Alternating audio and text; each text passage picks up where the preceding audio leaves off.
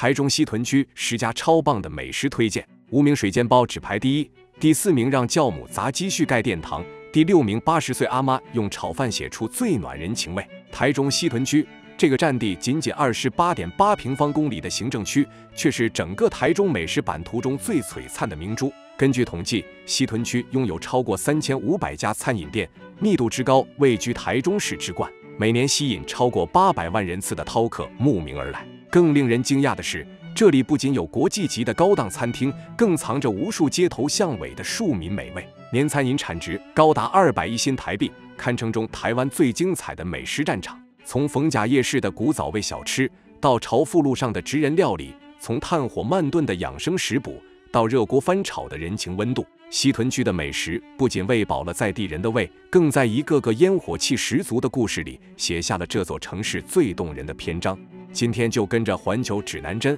让我们一起来看看这10家让人一吃就爱上的西屯美食。第10名，汕头牛肉流沙茶炉。说到台中冬天必吃的锅物，汕头牛肉流沙茶炉绝对是老饕们的心头好。这家藏身在西屯区大墩市8街的老店，一开就是60年，却始终坚持用最传统的方式对待每一锅汤头。炭火咕噜咕噜的烧着，沙茶香气扑鼻而来，光是闻着就已经让人食欲大开。不过，流沙茶炉之所以能在台中人心中屹立不摇这么多年，靠的可不只是情怀。老板坚持用40种新香料手工炒制沙茶酱，这种费时费力的做法，在这个什么都讲求速成的年代，简直是逆流而上。更夸张的是，连豆皮都要自己炸，酥脆的口感一泡进汤里，瞬间吸饱了沙茶的精华，每一口都是祖传古法的坚持。有趣的是，这家店还保留了炭火煮锅的传统，在瓦斯炉、电磁炉当道的今天，炭火显得格外珍贵。那种烟火气和温度的掌控，是机器怎么也学不来的手艺。许多老台中人每到冬天必定报道，为的就是那一口记忆中的暖意。你别看这种老派坚持好像很吃亏，但正是这份不妥协的态度，让流沙茶炉在美食战场上杀出一条血路。天气一冷，店里就座无虚席，有人甚至愿意排队等上半小时，只为了那一锅炭火慢炖的沸腾汤头。总而言之，汕头牛肉流沙茶炉早已不只是一家火锅店，它是台中人冬日的仪式感，也是在寒冷夜晚里让人找到温暖和踏实的小确幸。第9名，阿里巴巴烧鹅之家。提到台中的港式美食，阿里巴巴烧鹅之家的烧鹅绝对是每个饕客心中难以忘怀的好味道。那一口咬下，皮脆肉嫩，油脂在齿间化开，带着独特的炭火香气与卤水的醇厚滋味，让人瞬间仿佛置身香港街头。这家店的老板有个特别的坚持，他不打算把手艺传给儿子，不是不爱孩子，而是太了解这一行的辛苦。制作港式烧鹅，从选鹅、腌制、风干到烘烤，每个步骤都是真正的苦力活。凌晨就得起床准备，在高温的烤炉前一站就是几个小时，汗水浸透衣衫。这样的辛劳，他舍不得让下一代承受，但也正是这份苦功，烤出了令人惊艳的好味道。疫情那段艰难时期，这家生意向来强滚的店也遭遇了前所未有的挑战。老板用幽默的方式在店门口写下3个0：本土客人0，境外客人0，死亡额之0。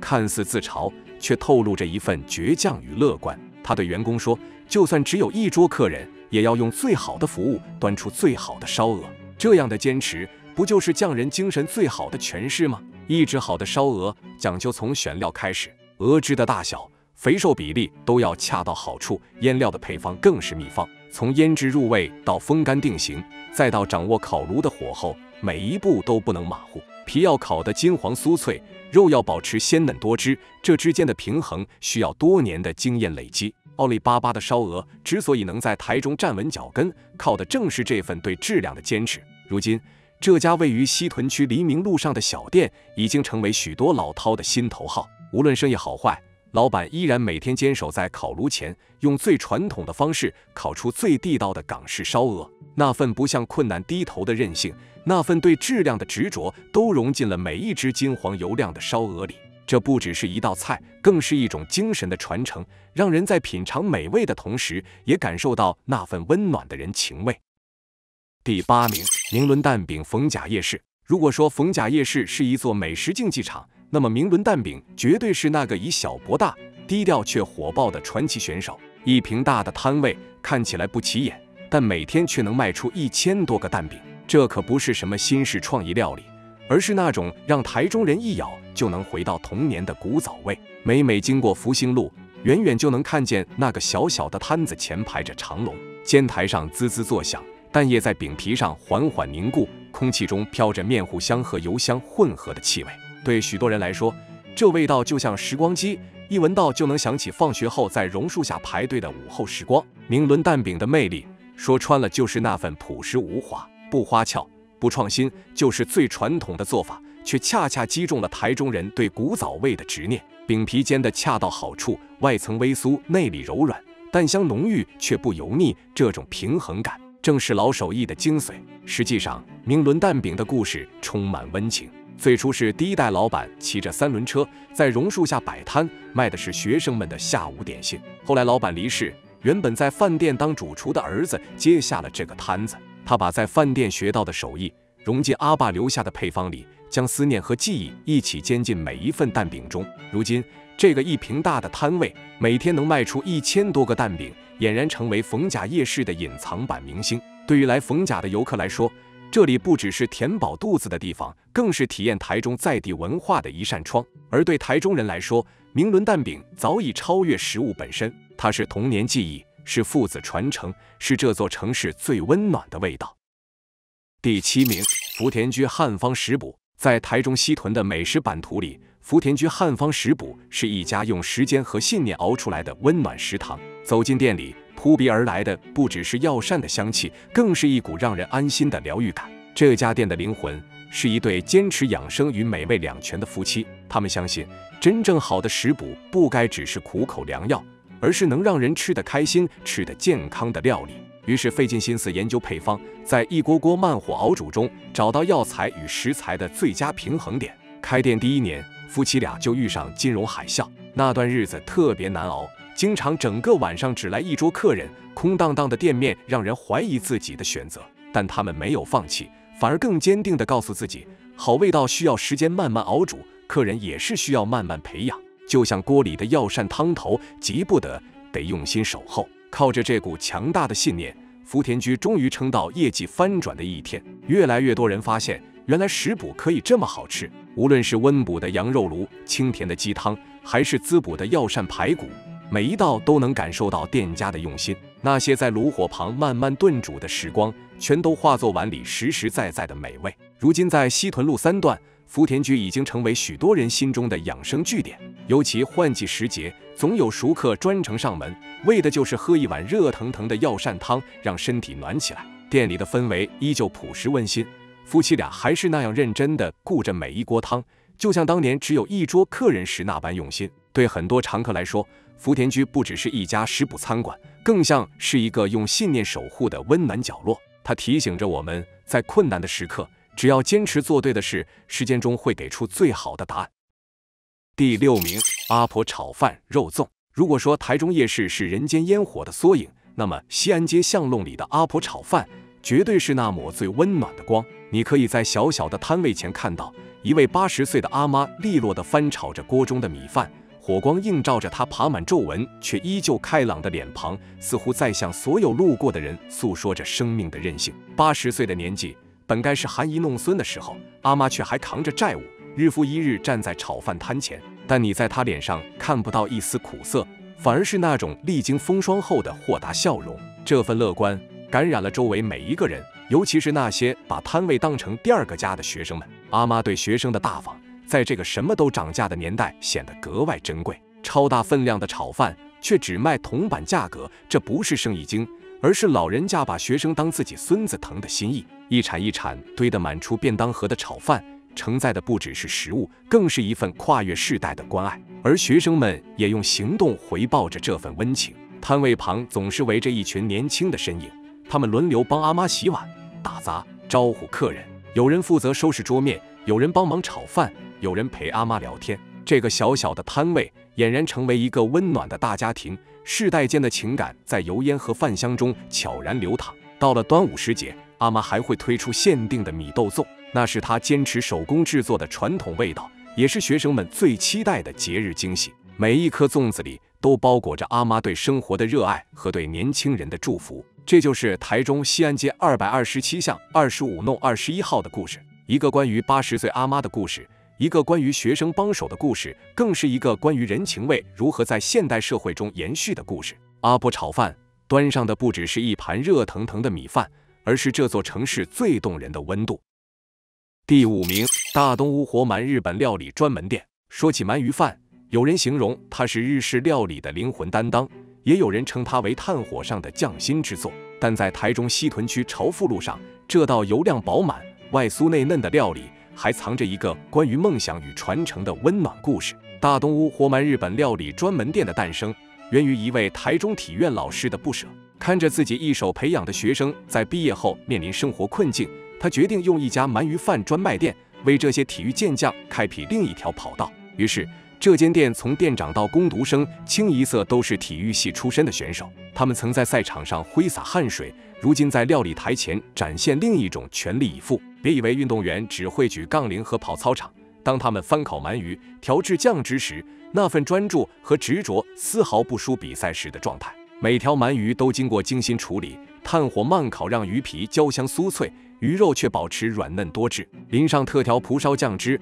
铺在热腾腾的米饭上，每一口都是对坚持的最好诠释。这间店不只卖鳗鱼饭，更卖的是一份不放弃的信念。当运动员卸下球衣，放下球拍，他们在这里找到了人生的下半场，而那些曾经锻炼出的毅力和团队精神，也完美转化为对料理的坚持和对客人的热情。所以下次路经朝富路236号时，不妨走进大东屋，那里不只有香气四溢的鳗鱼饭，还有一群用全力奔跑人生的年轻身影，以及一位老师对学生最深沉的爱。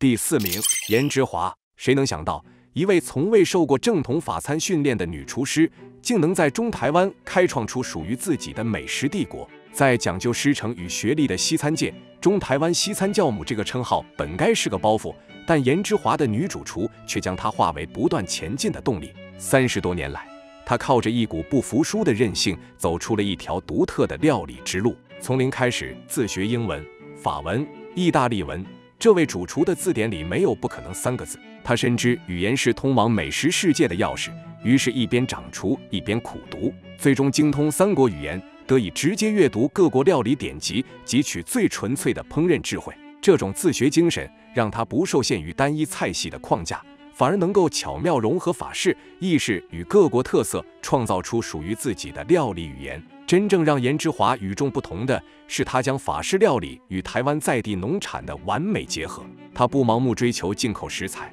而是深入了解台湾土地的丰饶，用精湛的法式技法衬托本地食材的鲜美。这种创新不仅展现了对家乡的情感，更让台湾农产在国际料理舞台上绽放光芒。30多年的坚持，让他在中台湾的地位无可取代。如今，这位教母做了一个大胆的决定，她拿出准备退休的积蓄，在台中市正路盖起了一栋美食殿堂。这不是为了自己的荣耀，而是为了给更多后辈提供圆梦的舞台。在这座殿堂里，他希望传承的不只是厨艺，更是那份对料理的执着与对创新的勇气。颜之华的故事浓缩了一位厨师从自学到成为教母的传奇，从最初的摸索到如今的传承。这不只是一间餐厅的故事，更是台湾西餐发展史的缩影。无论是精致的法式料理，还是融合在地风味的创新佳肴，每一道菜都承载着他30多年来对美食的热爱与坚持。第3名，铜板顶级烧烤。一间看似寻常的烧烤店，却在台中西屯区掀起了高档海鲜吃到饱的风潮。从店名看，顶级2字或许让人以为是走高价路线，但只要一踏进门，就会发现这里藏着的其实是年轻创业者对市场的精准洞察，用最实在的价格创造出让人无法抗拒的超值体验。许多人可能不知道，这家店的灵魂人物是位78年次的年轻老板。在大多数同龄人还在摸索方向时，他已经大胆地将积蓄全数投入，在文心路3段开出了这家烧烤店。虽然资历尚浅，但他深谙年轻世代的消费心理，不是追求虚华，而是渴望物超所值的真实感。铜板的招牌特色便是那高档海鲜无限供应的吃到饱模式，新鲜的海鲜一盘接一盘送上桌，不限量，不偷工减料，让客人在炭火前尽情享受烧烤的乐趣。这样的经营方式看似冒险，但老板算的其实是另一笔账，用薄利多销的策略打平成本，让回头客源源不绝，才是长久之道。这样的坚持果然奏效，短短几年间，铜板已经在台中烧烤市场站稳脚跟，成为后起之秀。不到30岁的年纪，就能在竞争激烈的餐饮界打出名号，靠的不只是勇气，更是对顾客需求的准确掌握。其实一直以来，铜板讲究的都是诚意中的极致，用最实在的价格创造出让人一吃再吃的满足感。简单的一顿烧烤，藏的其实是年轻创业者的智慧与热情，平时却不平凡。第2名，小六锅贴。有人说，锅贴之于台中，犹如小笼包之于上海。那薄薄的面皮裹着满满的馅料，在铁板上煎的底部金黄焦脆，一口咬下，热腾腾的肉汁瞬间在嘴里爆开。这种幸福感，大概就是台湾人对街头小吃最直接的眷恋。在台中西屯区有一家小六锅贴，老板是个退伍士官长，中年转行做生意。原本他什么都想试，今天卖牛肉面，明天做葱油饼，后天又搞蚵仔煎，结果每样都没做出名堂。这种3天打鱼2天晒网的作风，终于把老婆气得不愿意再跟他一起打拼。没了贤内助，士官长被现实逼到墙角，才终于静下心来，决定死磕一样东西。或许就是这份被逼出来的专注，让他做出了真本事。士官长开始认真钻研锅贴，从面皮的厚薄、馅料的比例到火候的掌握，每个细节都反复试验。最后，他端出了爆浆锅贴，那种一咬就喷汁的口感，让客人吃过一次就忘不掉。更有意思的是，这份专注不只换来了好口碑，还带来了实实在在的业绩。如今店里从早到晚都有人排队，光是晚餐时段常常得等上半小时才吃得到。许多熟客甚至会一次外带好几份，带回家当宵夜或隔天早餐。士官长的故事大概就是最好的创业启示，与其什么都想做，不如把一件事做到极致。那些曾经让他走过的弯路，最后都变成了成功路上的养分。如今，这个来自街头的爆浆锅贴，已经用它的香气和味道，在台中闯出了自己的名号。